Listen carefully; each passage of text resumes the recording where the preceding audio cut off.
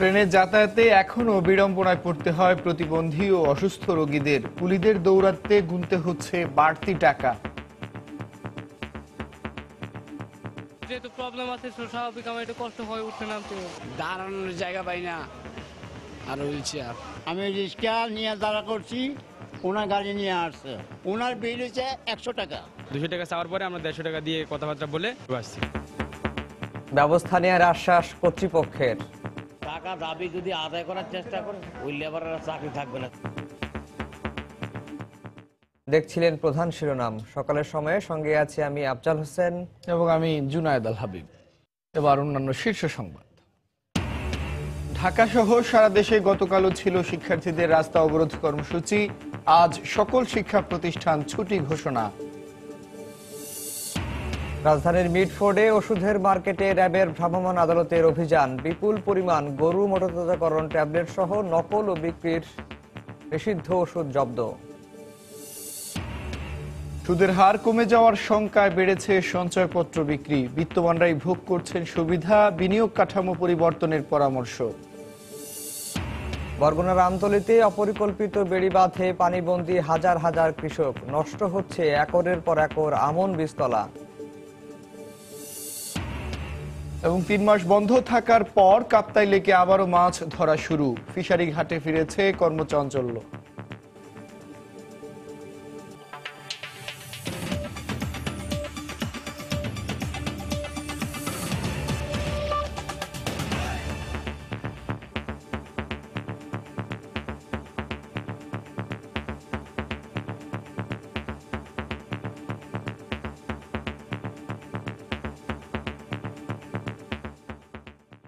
বাস চাপায় 2 শিক্ষার্থী নিহতের ঘটনায় গতকাল চতুর্থ দিনের মতো রাজধানীর বিভিন্ন সড়কে অবরোধ করে বিক্ষোভ করেছে শিক্ষার্থীরা।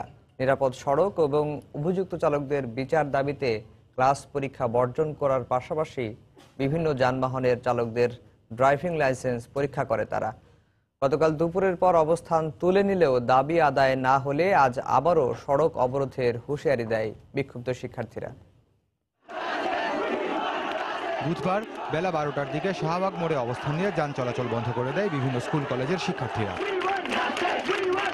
প্রতিবাদী স্লোগান আর বক্তৃতায় মুখর হয়ে ওঠে শাহবাগ চত্বর। দাবি একটাই, নিরাপদ সড়ক। সড়কে মৃত্যুর মিছিল থামাতে রাষ্ট্রের সর্বোচ্চ হস্তক্ষেপ প্রত্যাশা করেন তারা। ছাত্রদের সঙ্গে একাত্মতা ঘোষণা করেন অভিভাবকরাও। আমাদের 9 দফা দাবি মানতে হবে, নাইলে না হলে আমরা রাজপথ ছাড়বো না। প্রতিটা কলেজে এরকম শত শত দিয়া মারা যাবে, আমরা এটা হতে দিব না। আমাদেরকে আশ্বাস দেওয়া হয়েছে যে শাস্তি হবে, আইন পরিবর্তন হবে, ড্রাইভারের 7 দিনের রিমান্ড, কিন্তু আমরা আশ্বাসে আর বিশ্বাসী না। 9 বছরের বাচ্চারাও এখন বাস চালায়, এটা আমার নিজের চোখে দেখা। বাচ্চা যখন লাশ হয়ে ঘরে ফিরে তখন কেমন লাগে সেই মা জানে। পুলিশ এই ছোট ছোট বাচ্চার গায়ে কিভাবে হাত তুলে তারা। একই দাবিতে স্কুল কলেজ পড়ুয়া কিশোর কিশোরীরা উত্তরা, মহাখালী, সায়েন্স ল্যাব, যাত্রাবাড়ি, ফার্মগেট সহ বিভিন্ন এলাকায় রাস্তা অবরোধ করেন। এ সময় বিভিন্ন যানবাহন থামিয়ে চালকের লাইসেন্স পরীক্ষা করতে দেখা যায় তাদের। এই রোডে যতগুলো গাড়ি আছে ম্যাক্সিমাম গাড়ি লাইসেন্স চেক করা হয়েছে। যেগুলোর লাইসেন্স নেই ওদের গাড়ি আটকে রেখে ওদের চাবি রেখে দেওয়া হচ্ছে। এখানে তারিখ নাই, আমরা ওনার চাবি নিয়ে নিয়েছি, আমরা পুলিশকে দিব, তারপর পুলিশ যথাযথ ব্যবস্থা নেবে।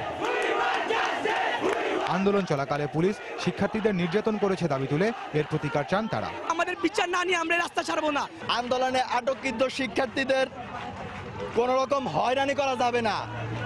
দেখেন, আমরা কিন্তু শান্তিপূর্ণ অবস্থান করতেছিলাম, কোনো সহিংস আচরণ আমাদের থেকে আপনারা লক্ষ্য করেন নাই। আমাদেরকে ভয় দেখানো হচ্ছে যে আমাদের ছবি তুলে আমাদেরকে টিসি দেওয়া হবে। আমরা এখানে রাজনৈতিক আন্দোলন করতে আসি নাই, আমরা এসেছি আমাদের মানবতার খাতিরে। একটা মেয়ের গায়ে একজন পুলিশ কিভাবে হাত দেয়? এদিকে যান চলাচল স্বাভাবিক রাখতে তৎপরতা ছিল পুলিশের। তারা শান্তিপূর্ণভাবে আন্দোলন করছে, আমরা পুলিশ সর্বোচ্চ পেশাদারিত্ব এবং ধৈর্যের সহকারে এটা মোকাবেলা করতেছি, কোনো ধরনের নৈরাজ্য যেন না হয়। দিনভর রাস্তা অবরোধ আর বিক্ষোভের কারণে দুর্ভোগে পড়েন নগরবাসী। দুপুরের পর পর্যন্ত রাজধানীর প্রধান সড়কগুলো ছিল অনেকটাই ফাঁকা। খান মোহাম্মদ রুমেল, সময় সংবাদ, ঢাকা।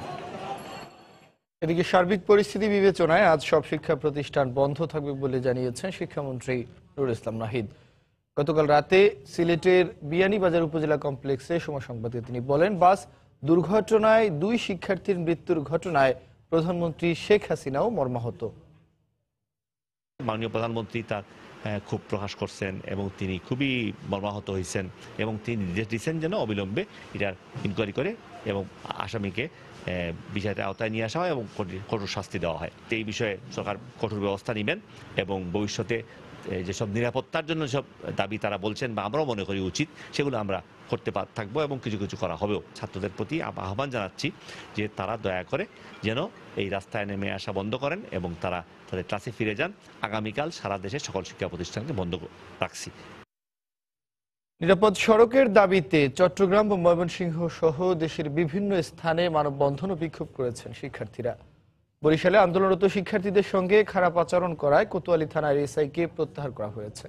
রিপোর্টার ও প্রতিনিধিদের পাঠানো তথ্য ও ছবি নিয়ে রিপোর্ট। রাজধানীতে বাসের চাপায় 2 কলেজ শিক্ষার্থীর মৃত্যুর প্রতিবাদে বিক্ষোভ হয়েছে নারায়ণগঞ্জে।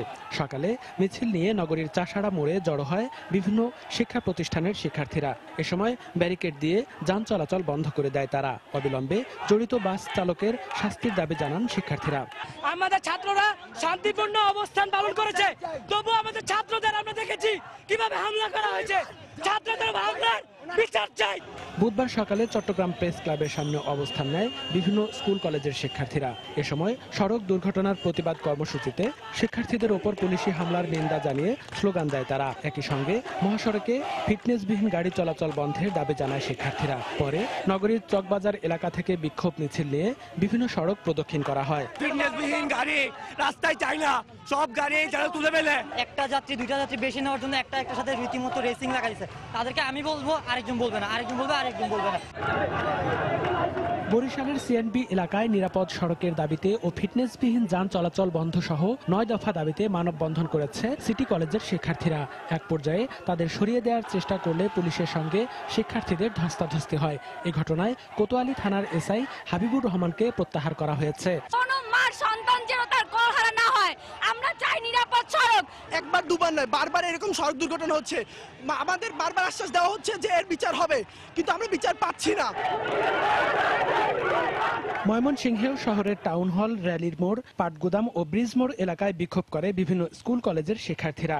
পরে শহরের বাইপাস মোড়ে ঢাকা ময়মনসিংহ মহাসড়ক অবরোধ করলে আধা ঘন্টা যান চলাচল বন্ধ থাকে। সাভারের ঢাকা আরিচা মহাসড়ক অবরোধ করে বিক্ষোভ শুরু করে শিক্ষার্থীরা। এ সময় সেখান থেকে 4 জনকে আটক করা হয়। এছাড়া গাজীপুর, পটুয়াখালী ও রাঙামাটি সহ দেশের বেশ কয়েকটি এলাকায় একই দাবিতে বিক্ষোভ ও মানববন্ধন করেছে শিক্ষার্থীরা। মনিরুজ্জামান প্রান্ত, সময় সংবাদ। ফিটনেসবিহীন এবং লাইসেন্সবিহীন কোনো গাড়ি সড়কে নামলে মালিকদের বিরুদ্ধে ব্যবস্থা নেওয়ার কথা জানিয়েছেন স্বরাষ্ট্রমন্ত্রী আসাদুজ্জামান খান কামাল। বুধবার দুপুরে স্বরাষ্ট্র মন্ত্রণালয়ে এক জরুরি বৈঠকে এই সিদ্ধান্ত নেওয়া হয়। সড়ক দুর্ঘটনা রোধে ছাত্রদের দাবি যৌক্তিক এবং সেই অনুযায়ী আইন প্রয়োগের নিশ্চয়তা দেন মন্ত্রী। আইন প্রয়োগে শ্রমিক সংগঠনগুলো সহায়তা করবে বলে আশ্বাস দেন পরিবহন শ্রমিক নেতা ও নৌপরিবহন মন্ত্রী শাহজাহান খান। মালিক এবং শ্রমিকদের যৌথভাবে থাকে আমরা সহায়তা কঠোর আইনের প্রয়োগটা আমরা চাচ্ছি যে আইনের সঠিক প্রয়োগটা হলে পরে আপনার অনেক অনিয়ম দূর হয়ে যাবে। দোনো গাড়ির ড্রাইভার, দোনো গাড়ির হেল্পার আমরা তাদেরকে অ্যারেস্ট করেছি। ছাত্রছাত্রীরা তোমাদের যে সমবেদনা, আমরাও ব্যথিত। আমরা ছাত্রছাত্রীদেরকে আহ্বান করব ক্লাসরুমে ক্লাসে চলে আসে। তোমাদের দাবি সবই মানা হয়েছে এবং এই তারা যারা ঘাতক, যারা অন্যায় করেছে তাদের আইন অনুযায়ী সর্বোচ্চ শাস্তি যারা পায় সেই ব্যবস্থাটা আমরা করছি। মালিক সমিতি এবং শ্রমিক সমিতি তারা এবং আমাদের প্রয়োজনের প্রশাসনের লোকও সেখানে সম্মুখে থেকে গাড়িগুলি যখন বের হবে টার্মিনাল থেকে তারা চেক করে দিবে তাদের ফিটনেস, তাদের ওই ড্রাইভিং লাইসেন্স এবং গাড়ির রেজিস্ট্রেশন ঠিক মতো আছে কিনা। সেইগুলি চেক করার ফিট হলেই গাড়িটা টার্মিনাল থেকে বেরোতে পারবে, নাহলে টার্মিনাল থেকে বেরোতে পারবে না। আন্দোলন না করে শিক্ষার্থীদের শ্রেণীকক্ষে ফিরে যাওয়ার অনুরোধ করেছেন সড়ক পরিবহন ও সেতুমন্ত্রী ওবায়দুল কাদের। গতকাল সকালে বনানী সেতু ভবনে সাংবাদিকদের মাধ্যমে তিনি এই আহ্বান জানান। মন্ত্রী বলেন, জাতীয় সংসদের আগামী অধিবেশনে সড়ক পরিবহন আইন পাশের পর এ খাতে আরো কঠোর পদক্ষেপ নেওয়া সম্ভব হবে। ছাত্রছাত্রীদের বলবো শান্ত হওয়ার জন্য, তাদের স্ব ক্যাম্পাসে ফিরে গিয়ে পড়াশোনায় তারা মনোনিবেশ করবে। আমরা ভবিষ্যতে এই এইসব ঘটনার, অনাকাঙ্ক্ষিত ঘটনার পুনরাবৃত্তি যাতে না হয় সে ব্যাপারে কঠোর আইন করতে যাচ্ছি এবং ব্যবস্থা নিতে যাচ্ছি। আমি আশা করছি 2 মাসের মধ্যে আইনটা সর্বশেষ সেশন যেটা পার্লামেন্টের হবে এ গভর্নমেন্টের টার্মের, আইনটা পাশ হওয়ার পর আমরা কার্যকর পদক্ষেপ নিতে পারবো। এদিকে বিমানবন্দর সড়কে বাস চাপায় 2 শিক্ষার্থীর মৃত্যুর ঘটনায় করা মামলায় গ্রেফতার জাবালে নূরের চালক মাসুম বিল্লাহকে 7 দিনের রিমান্ড দিয়েছেন আদালত। গতকাল দুপুরে ঢাকা মহানগর মুখ্য হাকিম আদালতে তাকে হাজির করা হবে বলে মামলার সঠিক তদন্তের জন্য 7 দিনের রিমান্ড আবেদন করে গোয়েন্দা পুলিশ। শুনানি শেষে ঢাকা মহানগর হাকিম HM তোহা রিমান্ড মঞ্জুর করেন। এই ঘটনায় দায়ের করা মামলাটি ক্যান্টনমেন্ট থানা থেকে তদন্তের জন্য গোয়েন্দা পুলিশের কাছে হস্তান্তর করা হয়েছে।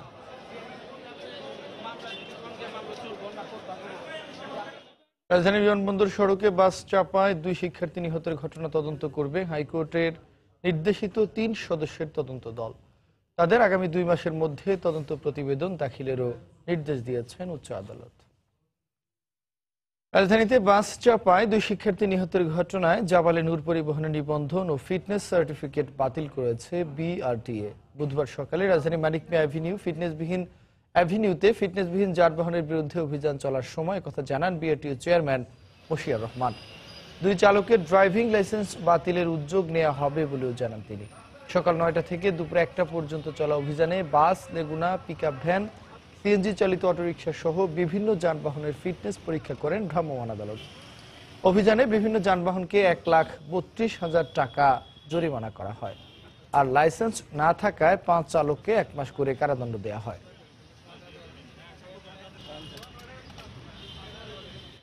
ফিটনেসবিহীন গাড়ি এবং যে লাইসেন্সবিহীন চালানোর অভিযোগগুলোকে বিশেষভাবে আমলে নিচ্ছি। অভিযান পরিচালনাকালে ফিটনেসবিহীন গাড়িগুলো তেমনভাবে পাইনি। তো আজকে যেহেতু আপনি দেখতে পাচ্ছেন যে গাড়ির প্রবাহ একটু কম রয়েছে এই রাস্তাতে, রেজিস্ট্রেশন এবং ফিটনেস আমরা বাতিল করে দিয়েছি এবং তাদের ড্রাইভাররা যেহেতু এখন জেলে আছে বাইরে, তাদের থেকে আমরা তথ্য নিয়ে তারা যেন ভবিষ্যতে কোনো সময় গাড়ি চালাতে না পারে সেই ব্যবস্থা আমরা নিব। ময়মনসিংহ থেকে দিনের বেলা ঢাকামুখী সব ধরনের বাস চলাচল বন্ধ রাখার ঘোষণা দিয়েছে জেলা মোটর মালিক সমিতি। গতরাতে মালিক সমিতির জরুরি সভা শেষে ঘোষণা দেয়া হয়। মালিক সমিতির মহাসচিব মাহবুবুর রহমান জানান, নিরাপত্তার স্বার্থে পরবর্তী নির্দেশ না দেওয়া পর্যন্ত দিনের বেলা ঢাকামুখী সব ধরনের বাস চলাচল বন্ধ থাকবে। তবে ময়মনসিংহ অঞ্চলের অভ্যন্তরীণ রুটে বাস চলাচল স্বাভাবিক থাকবে। সম্প্রতি রাজধানীর বিমানবন্দর সড়কে বাস চাপায় 2 কলেজ শিক্ষার্থী নিহত হয়। এরই প্রতিবাদে আন্দোলন চালিয়ে যাচ্ছেন সাধারণ শিক্ষার্থীরা। এরই মধ্যে দিনের বেলা ঢাকামুখী বাস চলাচল বন্ধের সিদ্ধান্ত নিল ময়মনসিংহ বাস মালিক সমিতি।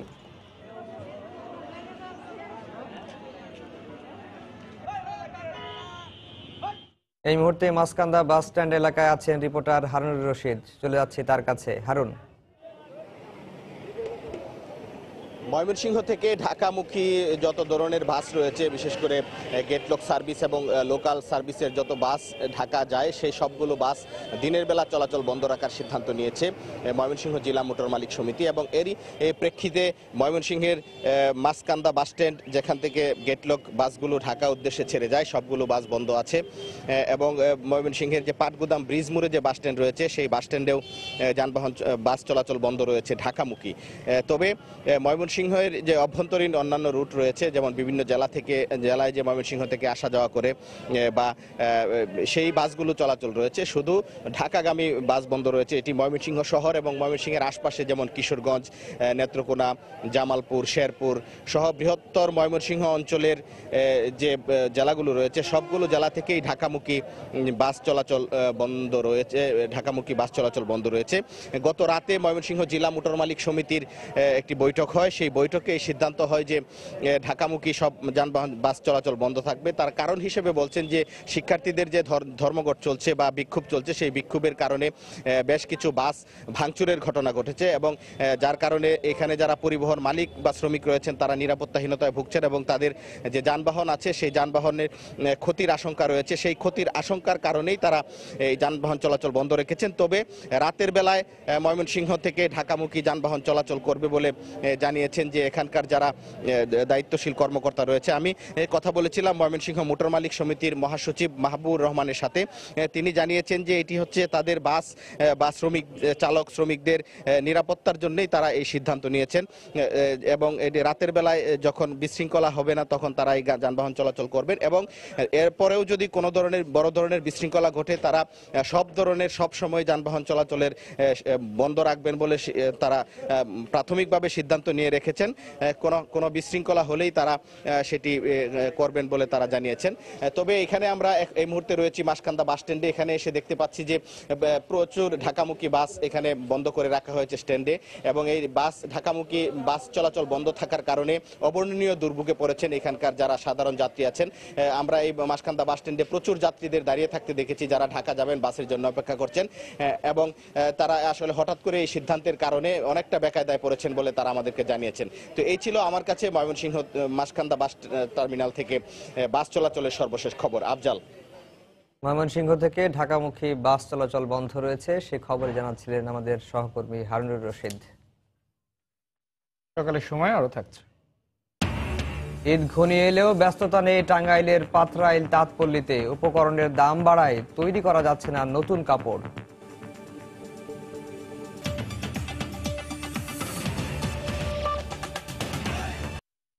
প্রধানমন্ত্রী শেখ হাসিনা বলেছেন জাতির জনক বঙ্গবন্ধু শেখ মুজিবুর রহমান হত্যায় সরাসরি সম্পৃক্ত ছিলেন জিয়াউর রহমান, আর তাই জাতির পিতার হত্যার খুনিদের তিনি প্রশ্রয় দিয়েছিলেন। বুধবার বিকেলে ধানমন্ডি ৩২ নম্বরে জাতীয় শোক দিবস উপলক্ষে বাংলাদেশ কৃষক লীগ আয়োজিত স্বেচ্ছায় রক্তদান কর্মসূচিতে একথা বলেন তিনি। প্রধানমন্ত্রী বলেন, স্বাধীন বাংলাদেশের অস্তিত্ব মুছে দেওয়ার জন্যই ৭৫ সালে বঙ্গবন্ধুকে হত্যা করা হয়েছিল। শোকের মাস আগস্টের প্রথম দিনেই বিভিন্ন কর্মসূচির মাধ্যমে শোক পালন আর শ্রদ্ধা নিবেদনের আয়োজন করে ক্ষমতাসীন আওয়ামী লীগ ও এর অঙ্গ এবং সহযোগী সংগঠনের নেতাকর্মীরা। বুধবার বিকেলে ধানমন্ডি ৩২ নম্বরের বঙ্গবন্ধু ভবন প্রাঙ্গণে বাংলাদেশ কৃষক লীগ আয়োজিত স্বেচ্ছা রক্তদান কর্মসূচিতে যোগ দেন আওয়ামী লীগ সভাপতি ও প্রধানমন্ত্রী শেখ হাসিনা। তারা পরাজয়ের প্রতিশোধ নিয়েছিল। শোকের মাস উপলক্ষে সংক্ষিপ্ত আলোচনায় আওয়ামী লীগ প্রধান শেখ হাসিনা বলেন, জাতির পিতা হত্যার সঙ্গে সরাসরি জড়িত ছিল জিয়াউর রহমান, আর এজন্যই খুনিদের আশ্রয় দিয়েছিলেন তিনি। জাতির পিতার আত্মস্বীকৃত খুনিরা তাদের বিভিন্ন দূতাবাসে চাকরি দিয়ে পুরস্কৃত করেছিল জিয়াউর রহমান। কেন পুরস্কৃত করেছিল? জিয়া এই ঘটনার সঙ্গে সম্পূর্ণভাবে জড়িত ছিল বলেই এই খুনিদেরকে পুরস্কৃত করেছিল। জিয়ার যা পরিণতি হয়েছিল তা অবধারিত। তবে আমার দুঃখ একটাই যে তার বিচারটা আমি করতে পারলাম না, তার আগেই সে মরে গেল। মৃত্যুকে তিনি পরোয়া করেন না জানিয়ে সমৃদ্ধ দেশ গড়ার কাজে নিজেকে সমর্পণ করেছেন উল্লেখ করে দেশের অগ্রযাত্রা অব্যাহত রাখতে সবাইকে আহ্বান জানান প্রধানমন্ত্রী। এখনো কিছু খুনি লুকিয়ে আছে বিভিন্ন দেশে, আমরা চেষ্টা করে যাচ্ছি তাদের ফিরিয়ে আনতে। আমার উপর বারবার আঘাত এসেছে, আরো হয়তো আসবে, আমি সেগুলি পরোয়া করি না। আমি শুধু এইটুকু মনে করি যে আমি বেঁচেই তো আছি আমার বাবার অধুরা কাজগুলি সম্পন্ন করতে, বাংলাদেশের দুঃখী মানুষের মুখে হাসি ফোটাতে, বাংলাদেশকে বিশ্বে একটা মর্যাদার আসনে অধিষ্ঠিত করতে। পরে দলের জ্যেষ্ঠ নেতাদের নিয়ে কৃষক লীগের নেতাকর্মীদের স্বেচ্ছায় রক্তদান কর্মসূচির উদ্বোধন করেন দলীয় প্রধান শেখ হাসিনা। দেবাশিস রায়, সময় সংবাদ, ঢাকা। রাজধানীর মিটফোর্ড হাসপাতাল সংলগ্ন ওষুধের মার্কেটে অভিযানে প্রায় ২০ কোটি টাকার নকল ও বিক্রয় নিষিদ্ধ ওষুধ জব্দ করেছে র্যাবের ভ্রাম্যমাণ আদালত। সাথে জব্দ করা হয়েছে বিপুল পরিমাণ নিষিদ্ধ ঘোষিত ভারতীয় গরু মোটরজাতকরণ ট্যাবলেট। র্যাব জানায়, কোরবানি ঈদকে সামনে রেখে এসব ওষুধ মজুত করেছিল ব্যবসায়ীরা।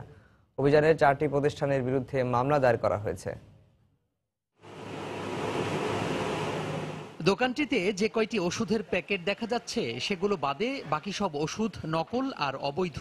তাই অভিযানে পুরো দোকানটি প্রায় খালি করা হয়েছে। জব্দ করা হয়েছে বিক্রয়ের অযোগ্য বিপুল পরিমাণ জীবন রক্ষাকারী এই উপাদান।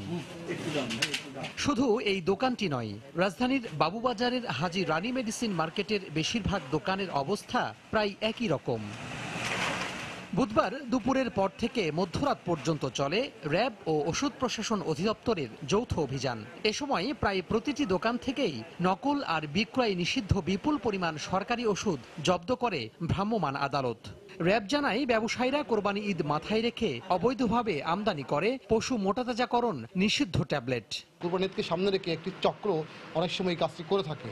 তা আমরা সেই তথ্য অনুযায়ী কিন্তু আজকে বেশ কিছু ওষুধ এখানে আমরা পেয়েছি, যেগুলো কাউ ফ্যাটেনিং বা গরু মোটাতাজাকরণ করার জন্য ব্যবহার করা হয়ে থাকে। কোনো সুস্থ বিবেকবান মানুষ তার স্বদেশী মানুষের কাছে এই ধরনের নকল এবং ক্ষতিকর ওষুধ তুলে দিচ্ছে না, এটি পৃথিবীর কোনো সভ্য দেশে আসলে কল্পনা করা যায় না। ওষুধ প্রশাসন অধিদপ্তর বলছে, এমন অবৈধ ওষুধ মানবদেহে গেলে সুস্থতার পরিবর্তে মৃত্যু ডেকে আনবে। ব্যথার ওষুধ যেগুলো আমরা বলতেছি, এগুলো অতিরিক্ত সেবনে এবং অনিয়ন্ত্রিত সেবনে এবং অবৈধ যে ওষুধগুলো, এগুলো কিডনি, লিভার বা অনেকগুলোতে কার্সিনোজেনিক কিছু ক্যান্সার প্রডিউসিং এজেন্ট থাকে, যেগুলো ভবিষ্যতে মানবদেহে ক্যান্সার প্রডিউস করার সুযোগ থাকে। অভিযানে 4টি প্রতিষ্ঠানকে বিশেষ ক্ষমতা আইনে মামলা দায়ের ছাড়াও 46টি প্রতিষ্ঠানকে 70 লাখ টাকা জরিমানা করেছেন ভ্রাম্যমাণ আদালত। তোহা খান তামিম, সময় সংবাদ, ঢাকা।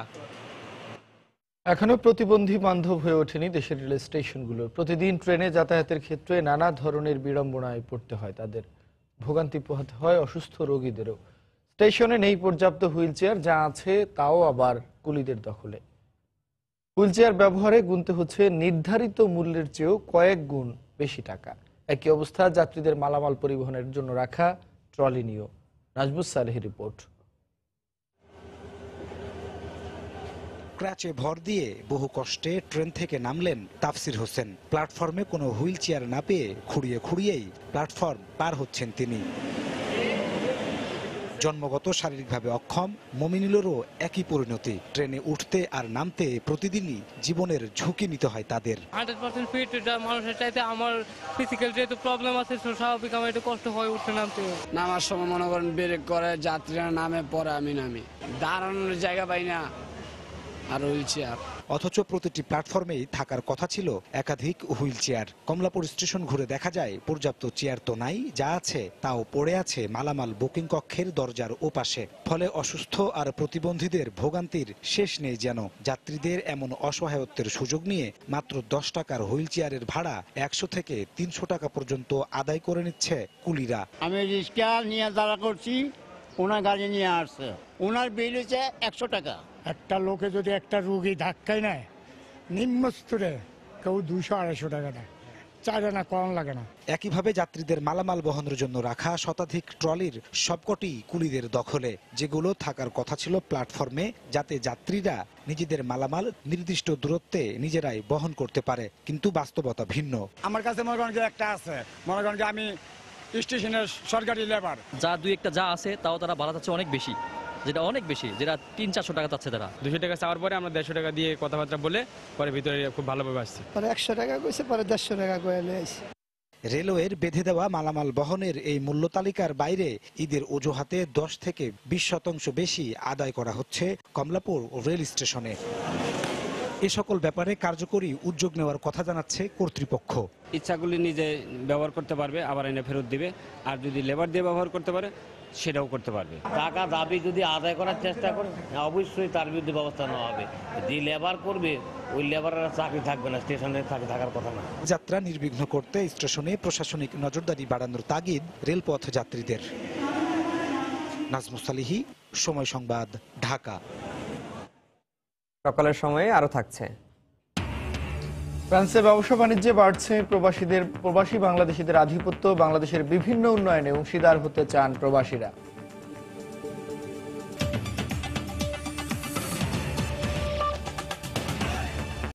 সুদের হার কমে যাওয়ার শঙ্কায় সঞ্চয়পত্র বিক্রি আগের তুলনায় অনেকটা বেড়েছে। তবে লাগামহীন বিনিয়োগের সুযোগে বিত্তবানরাই সঞ্চয়পত্রের সুবিধা বেশি ভোগ করছেন বলে মনে করেন অর্থনীতিবিদরা। তাদের মতে সুদের হার সবার জন্য না কমিয়ে বিনিয়োগ কাঠামোর পরিবর্তনের দরকার। সঞ্চয়পত্র অধিদপ্তরের বলছে, এখানে বিনিয়োগে অনিয়ম বন্ধে ভবিষ্যতে অনলাইন গ্রাহকদের তথ্য পর্যালোচনার পরিকল্পনা রয়েছে। হরিপদ সাহার রিপোর্ট। সঞ্চয়পত্র একদিকে সরকারের বাজেট ঘাটতি পূরণে একটি বড় অভ্যন্তরীণ উৎস, অন্যদিকে নারী, বয়স্ক, অবসরপ্রাপ্ত নাগরিকদের একটি নিশ্চিত আয়ের মাধ্যম বলেও বিবেচিত হয়। তুলনামূলক বেশি মুনাফা ও সর্বাধিক নিরাপদ সঞ্চয়ের জন্য এখাতে সব নাগরিকের বাড়তি আগ্রহ থাকে। তবে জুনের প্রথম সপ্তাহে বাজেটোত্তর সংবাদ সম্মেলনে অর্থমন্ত্রী সঞ্চয়পত্রের সুদের হার কমানোর ইঙ্গিত দেন। বাজেটের মাসে বা তারপরের মাসে রিভিউ হবে। এরপরই জুলাই মাসের শুরুতে স্বল্পমেয়াদী ব্যাংক আমানতের সুদ হার 6% নামিয়ে আনায় সঞ্চয়পত্র বিক্রির হার আরো বাড়ে। গত 2 মাসে এর আগের তুলনায় 25% বা 20%, 20 থেকে 25% বাড়ছে। আগে আমরা সঞ্চয়পত্র কিনলে 4-5 দিনের মধ্যে ইনস্ট্রুমেন্টটা পাইতাম, এখন 2 মাস লাগে। কারণটা কি? কারণটা হলো পাবলিক বেশি হারে কিনতেছে। 3 মাস পর পর আমরা যে টাকাটা পাই পেনশন আর সঞ্চয়পত্র থেকে, আমার সংসার ভালো রকম চলে।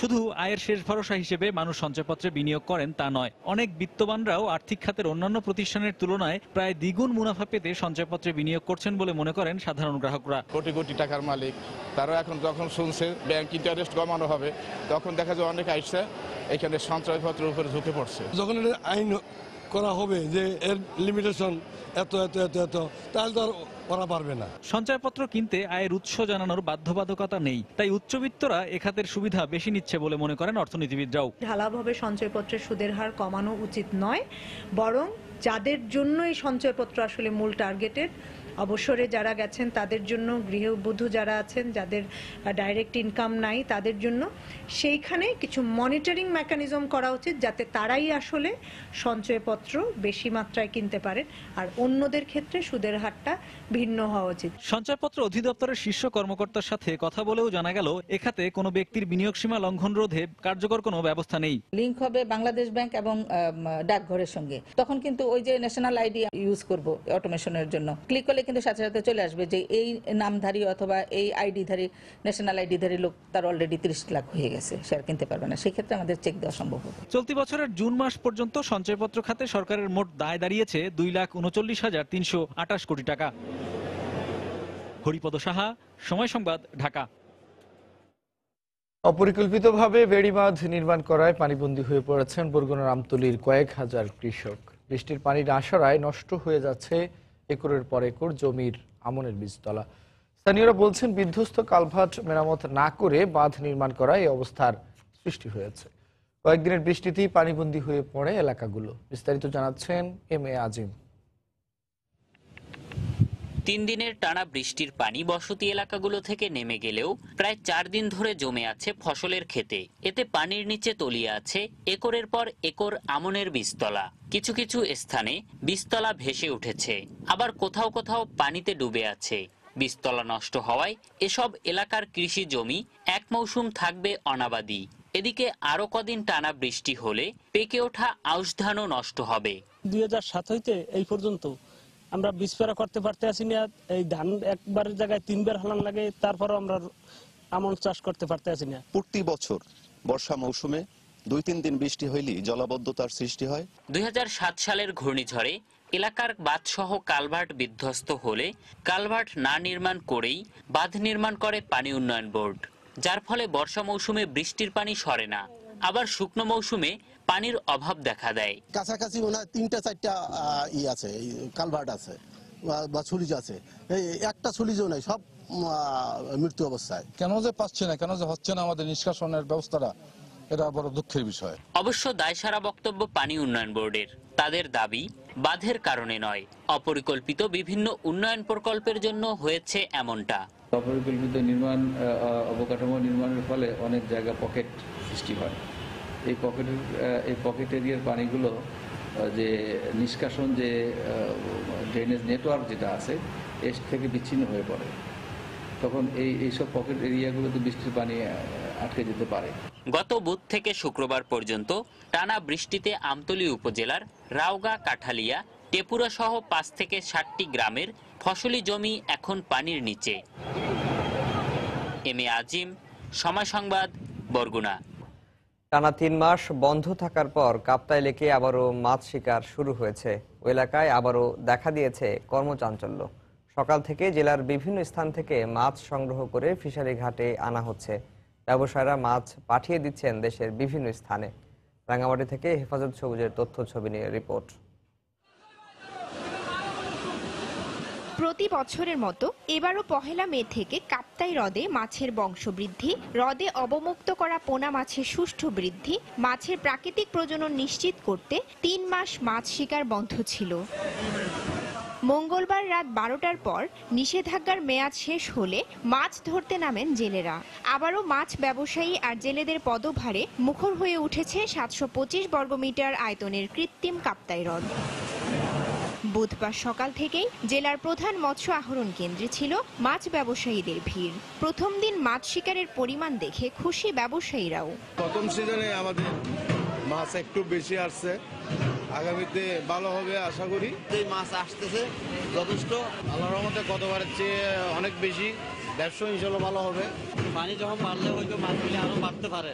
দীর্ঘ 3 মাস পর মাছ শিকার শুরু হওয়ায় খুশি এর সাথে জড়িত দিনমজুররা। গত 3 মাস আমাদের ফিশারি বন্ধ ছিল, আমরা বহুত কষ্ট চলছি। এখন আমাদের ফিশারি খোলা আছে, আমরা ইনশাআল্লাহ ভালো চলবে। ফিশারি করলে আমাদের টাকা ইনকাম শুরু, খাওয়া আমাদের ঘর সুখের ঘর আবার চলবে। মাছ রেনিং শুরু হয়েছে, যার কারণে হয়তো আশা করতেছি মোটামুটিভাবে কিছু আমরা পরিবার পরিজন নিয়ে চলতে পারবো। প্রথম দিনে মৎস্য আহরণ দেখে গত বছরের মতো এবছরও অধিক রাজস্ব আয় করা সম্ভব হবে বলে আশাবাদী বিএফডিসির এই কর্মকর্তা। আমরা অনেক আশাবাদী যে এবছর বিগত বছরের তুলনায় আমাদের মাছের উৎপাদনও বাড়বে এবং একই সাথে সরকারের রাজস্ব আয়ও বৃদ্ধি পাবে। গত বছর কাপ্তাই হ্রদ থেকে 10,000 মেট্রিক টন মাছ আহরণ করা হয়। এবার লক্ষ্যমাত্রা 11,000 মেট্রিক টন ধরা হয়েছে। আর এই মাছ আহরণের সাথে প্রায় 22,000 মানুষ জড়িত। সময় সংবাদ, রাঙামাটি। সামনে কোরবানির ঈদ, কিন্তু ব্যস্ততা নেই টাঙ্গাইলের দেলদুয়ার উপজেলার পাটফাইল তাঁতপল্লীতে। বেশিরভাগ শ্রমিকই কাজ না থাকায় অলস সময় পার করছেন। আর তাঁত মালিকরা বলছেন শাড়ি তৈরির প্রয়োজনীয় উপকরণের দাম বাড়ায় লাভ হচ্ছে না। এই ঈদে শাড়ির চাহিদা না থাকলেও সামনে দুর্গাপূজায় চাহিদা বাড়বে বলে আশা করছেন ব্যবসায়ী সমিতির নেতারা। টাঙ্গাইল থেকে কাদির তালুকদারের পাঠানো তথ্য, ছবি নিয়ে রিপোর্ট। উৎসব মানেই নতুন কাপড়, আর যে কোনো উৎসবেই নারীদের পোশাকের তালিকায় থাকে টাঙ্গাইল শাড়ি। তাই ব্যবসায়ীরাও ক্রেতাদের পছন্দের চাহিদা মেটাতে প্রতি বছরই নানা রং আর বাহারি ডিজাইনের শাড়ি তৈরি করে থাকেন। কিন্তু ঈদ উল ফিতরের তুলনায় কোরবানির ঈদে শাড়ির চাহিদা কম থাকে, ফলে তাঁতপল্লীর বেশিরভাগ শ্রমিকের কাজ না থাকায় অলস সময় পার করতে হচ্ছে। একদিকে শ্রমিকরা কাজ করতে পারছেন না, অন্যদিকে লাগাতার বৃষ্টি ও বিভিন্ন জেলায় বন্যার কারণে তৈরি শাড়িও বিক্রি করতে পারছেন না। কোরবানি যে সামনে যে ঈদ, আমরা যে চাপে থাকবো সেই চাপে আমরা নাই। মহাজন যদি কাজ ঠিক মতো দিত তাহলে আমাদের চাহিদা থাকতো, আমাদের আমোদ ফুর্তির কাজ করতাম। এরকম ভাবে যদি চলতে থাকে তাহলে আমাদের এক সময় হয়তো দেখা যাবে যে অনেক প্রবলেম হবে। তাঁত মালিকরা বলছেন শাড়ি তৈরির প্রয়োজনীয় উপকরণের মূল্য বৃদ্ধি, উৎপাদনের তুলনায় ক্রেতা কম থাকায় লোকসানে কাপড় বিক্রি করে শ্রমিকদের মজুরি পরিশোধ করতে হচ্ছে, যে কারণে নতুন কাপড় তৈরি করা সম্ভব হচ্ছে না। সুতার দাম বেশি, কেমিক্যালের দাম বেশি, শ্রমিক মজুরি বেশি, সেই হিসাবে আমাদের বিক্রি হইতেছে না। আমরা খুব লসের মধ্যে আছি, আমরা শ্রমিক বিল দিতে পারি না, শ্রমিকরা হাহা করে। বৃষ্টির জন্য আমাদের প্রোডাকশনও কম, এবছর বিক্রিও কম। তবে কোরবানির ঈদে শাড়ির চাহিদা না থাকলেও সামনে দুর্গাপূজায় শাড়ির চাহিদা বাড়বে বলে আশা করছেন করটিয়া হাটের শাড়ি ব্যবসায়ী সমিতির সভাপতি। বন্যার পরে পূজা, সেই পূজায় দেশে এবং দেশের বাইরেও, বিশেষ করে ভারতে আমাদের টাঙ্গাইল শাড়ির চাহিদা অনেক বেশি। আমার বিশ্বাস এই বছরও সেই জায়গায় পূজার সময় টাঙ্গাইল শাড়ি যাবে। টাঙ্গাইল জেলায় 64,120টি তাঁত রয়েছে, এতে মালিকের সংখ্যা 10,000 এবং শ্রমিক প্রায় 1.5 লাখ। সময় সংবাদ, টাঙ্গাইল। আওয়ামী লীগের ঘাঁটি হিসেবে পরিচিত গাজীপুর 3 আসন, এই আসনে বিগত 5টি সংসদ নির্বাচনের 4 বারই জয়ী হওয়া দলটি আগামী নির্বাচনেও এ ধারা অব্যাহত রাখতে চায়। এক্ষেত্রে সরকারের উন্নয়নমূলক কর্মকাণ্ডকে সাধারণ মানুষের কাছে তুলে ধরাকেই কৌশল হিসেবে নিয়েছে আওয়ামী লীগ। তবে বিএনপি বলছে সুষ্ঠু নির্বাচন হলে ভোট পড়বে ধানের শীষে। অন্যদিকে দলীয় ভাবমূর্তি বিবেচনায় পাশাপাশি মেধাবী ও যোগ্যতা সম্পন্ন প্রার্থীকে বেছে নেওয়ার কথা বলছেন ভোটাররা। মঞ্জুর রহমানের তোলা ছবিতে আরো জানাচ্ছেন এহসানুল হক শাওন। শ্রীপুর উপজেলা আর সদর উপজেলার 3টি ইউনিয়ন নিয়ে গাজীপুর 3 আসন। এই আসনের অনেক এলাকা জুড়ে উন্নয়নের ছোঁয়া লাগলেও ভাঙাচোরা রাস্তার কারণে রীতিমতো দুর্ভোগ পোহাচ্ছেন এলাকাবাসী। আমাদের রাস্তাঘাট অবস্থা বেশি একটা ভালো না। আমরা এমন একটা প্রার্থী চাই, ইয়াং বয়স আসুক, রাস্তাঘাট কাজ টাজ করুক। মেল ফ্যাক্টরি নাই, ভালো ধরনের মেল ফ্যাক্টরি হইলে আমাদের এলাকাটা উন্নয়ন হতো আর কি। আমি আগামী নির্বাচনে ভালো একটা যোগ্য প্রার্থী চাই, যে কোনো দলের হোক। এখানে অনেকগুলো ফ্যাক্টর কাজ করবে একই সাথে, সেক্ষেত্রে হচ্ছে তার নেতৃত্ব গুণ, এলাকার মানুষের প্রতি কাজ করার সদয় যে বিষয়গুলো থাকবে, ওগুলা এই বিষয়গুলো চলে আসবে। নির্বাচন ভালো হোক, সুস্থ হোক, আমরা চাই। স্বাধীনতার পর কয়েকটি নির্বাচনে এই আসনে জয় পরাজয়ের পালাবদল হলেও ৯০-এর পর এখানে কর্তৃত্ব প্রতিষ্ঠা করে আওয়ামী লীগ। ৯১-এর পর ৪টি নির্বাচনে জয় পায় নৌকা প্রতীক। অন্যদিকে শুধু ২০০১ সালে আসনটি চলে যায় বিএনপির ঘরে। তাই জয়ের ধারা অব্যাহত রাখতে সরকারের উন্নয়ন কর্মকাণ্ডের প্রচারণাকে কাজে লাগিয়ে নির্বাচনী কর্মপরিকল্পনা নিয়ে এগোচ্ছেন স্থানীয় আওয়ামী লীগ নেতারা। ইউনিয়নগুলিতে যতগুলি কাজ সব আমাদের প্রিয় নেতা আল্লাহ অ্যাডভোকেট রহমতুল সাহেব করেছেন। অন্য সরকারের আমলে কোনো ১ ইঞ্চি রাস্তা পাকা ছিল না। আওয়ামী লীগ মনোনীত প্রার্থী যেই আসেন তার পক্ষেই এই শ্রীপুরের সাধারণ মানুষ কাজ করে যাবে। অন্যদিকে আসনটি পুনরুদ্ধার করতে মরিয়া বিএনপি। দলের স্থানীয় নেতাদের মতে সরকারের প্রতি আস্থা হারিয়েছে সাধারণ মানুষ। তাই আসন্ন নির্বাচনে ধানের শীষের জয়ের ব্যাপারে শতভাগ আশাবাদী তারা। অবাধ সুষ্ঠু নির্বাচন হলে বিএনপি আসনে পাশ করবে ইনশাল্লাহ। কারণ মানুষ খুব কষ্টে আছে। দল যে সিদ্ধান্ত নেব সেই সিদ্ধান্ত মোতাবেক আমরা আগাবো। গাজীপুর ৩ আসনে ভোটার ৩,৪৭,৩৫৫ জন। এহসানুল হক শাওন, সময় সংবাদ, গাজীপুর। গাজীপুর ৩ আসন নিয়ে বিস্তারিত থাকছে রাত ৮টার নির্বাচন সংবাদে। দেখছেন সকালের সময়। ফ্রান্সে বাংলাদেশিদের বসবাস ৭০-এর দশক থেকে শুরু হলেও দেশটিতে ব্যবসা বাণিজ্যে যুক্ত হয় অনেক পরে প্রবাসীরা। বর্তমানে দেশটির সাথে গার্মেন্টস সহ হিমায়িত খাদ্যদ্রব্য, মশলা, হস্তশিল্প, পাট ও পাটজাত অন্যান্য ব্যবসা রয়েছে। তবে মোবাইল এবং বিভিন্ন যন্ত্রাংশের পাইকারি ও খুচরা ব্যবসায় বাংলাদেশিদের রয়েছে আধিপত্য। ফ্রান্সে নিযুক্ত বাংলাদেশের রাষ্ট্রদূত জানান, ফরাসি ব্যবসায়ীরা বাংলাদেশের বিভিন্ন উন্নয়নে অংশীদার হতে চায়। ফ্রান্স থেকে লুৎফুর রহমান বাবুর প্রতিবেদন। ফ্রান্সে বাংলাদেশিদের সংখ্যা কত এ নিয়ে নির্ভুল কোনো তথ্য পাওয়া যায়নি। তবে দেশটিতে ৫০,০০০-এর মতো বাংলাদেশি বসবাস করছে বলে ধারণা কমিউনিটি নেতাদের। স্বাধীনতা পরবর্তী সময় থেকেই দেশটির সাথে বাংলাদেশের বাণিজ্যিক সম্পর্ক রয়েছে। বর্তমানে বাংলাদেশ থেকে তৈরি পোশাক শিল্প, গার্মেন্টস ও অন্যান্য সামগ্রী রপ্তানি হয়ে থাকে। পাশাপাশি ফ্রান্স থেকেও পণ্য আমদানি করে বাংলাদেশ। বাণিজ্যের নানা সম্ভাবনা ও অন্যান্য বিষয় নিয়ে কথা বলেন বাংলাদেশ দূতাবাসের এই কর্মকর্তা। তিনি জানান, বাংলাদেশে ফ্রান্সের বিনিয়োগ আরো বাড়াতে কাজ চলছে। আমাদের দূতাবাস যে কাজে সক্রিয় রয়েছে সেটি হচ্ছে যে পণ্যের বহুমুখীকরণ, অর্থাৎ আরএমজির পাশাপাশি নতুন ধরনের পণ্য আমদানির ক্ষেত্রে সহযোগিতা প্রদান করা। আর বাণিজ্যের প্রসারে সরকারের সহযোগিতা দরকার বলে মনে করেন ফ্রান্স বাংলাদেশ ইকোনমিক চেম্বারের এই নেতা। আমি বলবো যে বাংলাদেশ দূতাবাস শুধু এখানে এসে দুই দেশের মধ্যে সম্পর্ক উন্নয়নের ক্ষেত্রে কাজ করবে না। বাংলাদেশের প্রবাসী যারা এই দেশে আছে তাদের স্বার্থ রক্ষা, বাংলাদেশের অর্থনৈতিক উন্নয়নে ব্যবসায়ীদের সঙ্গে একটা সংযোগের শক্তির মাধ্যমে বাংলাদেশের ব্যবসাকে সম্প্রসারণ করা। ফ্রান্সে নিযুক্ত বাংলাদেশের রাষ্ট্রদূত জানান, ফরাসি ব্যবসায়ীরা বাংলাদেশের বিভিন্ন উন্নয়নে অংশীদার হতে চায়। সার্বিক বিচারে আমরা মনে করি ফ্রান্স আমাদের বাণিজ্যিক ডেস্টিনেশন হিসাবে যেমন ইম্পর্টেন্ট, তেমনি টেকনোলজিক্যাল নো হাউ অ্যাকোয়ার করার জন্য একটি ইম্পর্টেন্ট সোর্স কান্ট্রি। আমরা এখান থেকে বিনিয়োগ বাড়াবার জন্য সচেষ্ট হচ্ছি। 2016-17 অর্থ বছরে বাংলাদেশ থেকে ফ্রান্সে রপ্তানির পরিমাণ প্রায় $190 কোটি, আর দেশটি থেকে বাংলাদেশ আমদানি করে $32 কোটি। ফ্রান্সের সাথে বাংলাদেশের বন্ধুত্বপূর্ণ সম্পর্ক দীর্ঘদিনের, সেই সাথে বাণিজ্য সম্পর্ক। এখানকার ব্যবসায়ীরা মনে করেন, সরকার এবং স্থানীয় দূতাবাস যদি আরো সক্রিয় এবং সহযোগী হলে দিনে দিনে বাণিজ্য সম্পর্ক আরো বাড়বে। ফ্রান্সের প্যারিস থেকে মোহাম্মদ লুৎফুর রহমান বাবু, সময় সংবাদ। সকালের সময় শীর্ষ সংবাদগুলো জানিয়ে দিচ্ছি আরেকবার। ঢাকা সহ সারা দেশে গতকালও ছিল শিক্ষার্থীদের রাস্তা অবরোধ কর্মসূচি। আজ সকল শিক্ষা প্রতিষ্ঠান ছুটি ঘোষণা।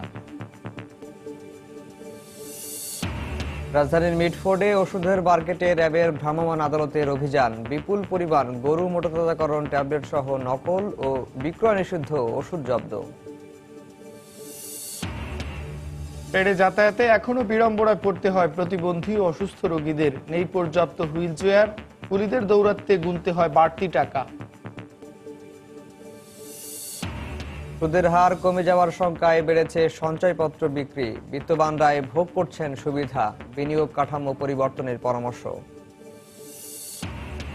এবং বরগুনার আমতলীতে অপরিকল্পিত বেড়ি বাঁধে পানিবন্দী হাজার হাজার কৃষক। নষ্ট হচ্ছে একরের পর একর আমন বীজতলা। এই ছিল সকালের সময়। যে কোনো খবর পেতে ভিজিট করুন সময়নিউজ.tv। সঙ্গে থাকুন সময়।